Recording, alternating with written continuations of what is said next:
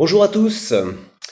Alors, il semblerait que de l'Élysée à Matignon, du Quai d'Orsay au Palais Bourbon, un courrier interne circule nous alertant d'une future agression. Oui.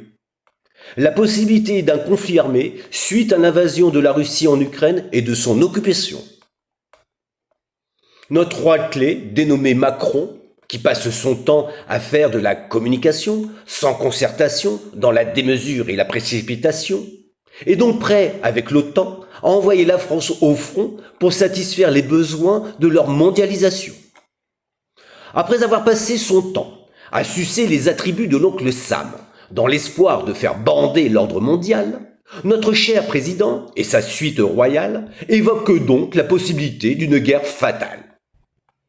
Cher président, sans vouloir faire du Boris Vian, sachez que la plupart de vos concitoyens seront des déserteurs, car ils portent en leur cœur un avenir bien meilleur que celui d'aller faire la guerre comme leurs prédécesseurs. Nous n'avons rien contre la Russie, nous ne sommes pas des opposants et nous ne souhaitons nullement être des belligérants.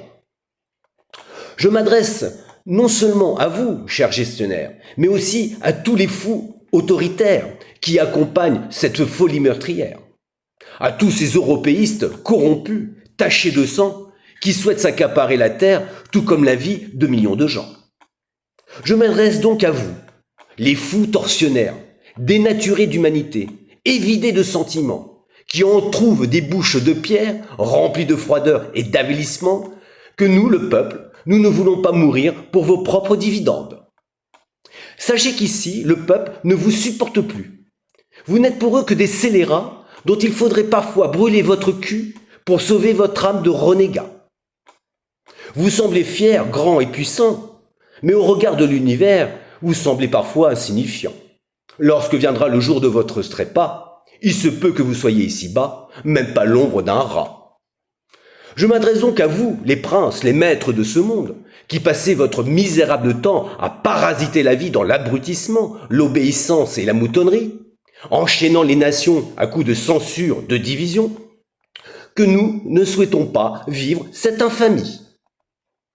Ici, le peuple, il est prêt à vous envoyer son poing rageur, mais il préfère mettre son pouce à l'index. Alors moi, je vous envoie mon majeur, avec évidemment toute la délicatesse d'un joli doigt d'honneur, en vous invitant vous-même à faire la guerre avec vos chers collaborateurs. Vous avez passé votre temps à humilier le peuple, à l'oppresser, à piétiner tous ceux dont l'esprit était pris de liberté, à ridiculiser tous ceux ayant pour crime d'être pauvres ou laids, à envoyer des LBD pour sauvegarder votre petit pouvoir emprunté, à mettre en garde à vue ceux qui cueillent des fleurs pour leur bien-aimé, incapables que vous êtes d'éclairer le monde, vous ne savez qu'envoyer la matraque et le bâton, appuyant sur les plaies, élargissant les trous des yeux crevés, sans aucun remords ni aucun regret. Alors oui, je m'adresse à vous, les oligarques, tapis dans l'ombre, qui avaient pour seule ambition et pour seul objectif la loi du chiffre et du nombre.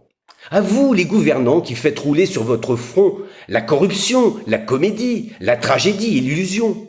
À vous, les vautours, les charognards, les chacals, les griffons, qui avaient pour seul horizon de bâtir des murs, des barrières, des prisons.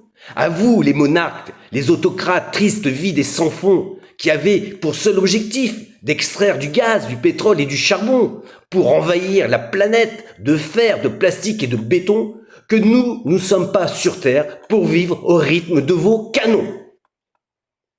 Vous avez avili l'existence et tout ce qui fait la félicité de la vie, déracinant l'amitié là où fleurissent les amours et les fleurs de lys. Le peuple ne vous supporte plus. Il ne supporte plus vos fausses modesties ni vos fausses dévotions, qui n'ont pour seul objectif que votre propre ambition. Il ne veut plus de vos lois débiles ni de vos institutions, de votre bureaucratie déloyale, de votre démocratie nauséabonde, de vos critères de taxes carbone, de raquettes pour cause de pollution. Il ne supporte plus vos folies meurtrières ainsi que toutes vos hécatombes dans lesquelles dégouline votre pouvoir qui s'abreuve du sang du monde. Oui, je m'adresse à vous, esprit funèbre, qui ne pense qu'à la domination, quitte à donner votre âme au diable pour aller mordre le démon. À vous, les fanatiques de la répression, qui avait pour seule ambition de mettre nos vies dans des cases et dans des échantillons, avec pour seule excitation la robotisation, le fichage, la numérisation, la vaccination. Le peuple ne veut plus de vos médias, de ces valets de l'État qui projettent la confusion pour créer la peur, la folie, la frayeur, juste pour dompter l'opinion et faire de nos vies des vies vides, sans rêve, sans imagination, devenir des zombies, des larves, des ombres, des âmes sans réflexion, dans laquelle la connerie du monde s'est répandue comme du goudron, tout comme d'ailleurs vos émissions débilitantes qui n'apportent aucune attention. Nous voilà à vivre sur Terre comme des plantes sous des serres, à se demander, au milieu de tant de balivernes, à quoi la vie nous sert. À part nous empoisonner à l'industrie agroalimentaire, tout en payant à crédit nos vies de misère, je ne vois pas en quoi vous pouvez être des phares et des repères, vous autres les tortionnaires assoiffés de pouvoir, de fric, de sexe et de guerre. Nous ne voulons plus de cette vie vide, livide et glacée, dans laquelle vous cherchez à nous métamorphoser, sans cesse à vouloir nous manipuler. Nous en avons assez de ces ministres sinistres, avides et dégradés, avec toujours les mêmes registres de crise, de reprise tenus par les créanciers, à nous serrer la ceinture pour une dette inventée, afin de nous maintenir en permanence dans la détresse et nous priver de liberté. Alors que vous-même, vous vous gavez de pognon pour remplir votre bedaine d'euros ponctuels et d'indigestion tout en invitant le peuple à votre dîner de cons. Nous ne souhaitons plus nous adonner à ces fous argentés qui nous méprisent et qui nous dictent ce que l'on doit penser.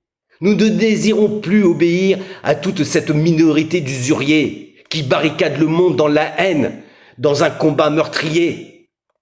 Nous voulons des lois qui soient à la hauteur de notre lumière, voir le ciel sacré, regarder la grande auréole solaire, et ne pas vivre avec vos règles, vos arrêtés qui nous asservissent dans votre jeu cruel nommé démocratie et qui n'est que vice. Nous voulons emprunter les chemins de la spiritualité, tout ce qui nous ramène à notre force et à notre bonté, ressentir en soi la pénétration de la sève sacrée, celle de la grande paix qui nous vient d'en haut comme une marée. Nous en avons assez de voir ces hommes, ces femmes, ces enfants désespérés, victimes d'un système qui ne cesse de nous torturer, de nous oppresser. Il est temps pour nous de nous humaniser, de nous lever, d'harmoniser nos pensées dans une conscience éveillée. Car c'est au cœur de cette union sacrée que l'on pourra s'accorder dans la musicalité de nos âmes, dans la mélodie de nos vies, dans l'air que l'on respire, dans la symphonie de nos esprits. C'est là que l'on pourra enfin se connecter, se concerter en faisant de nos sérénades un récital pour la paix. Car il en va de notre destin collectif, de notre humanité.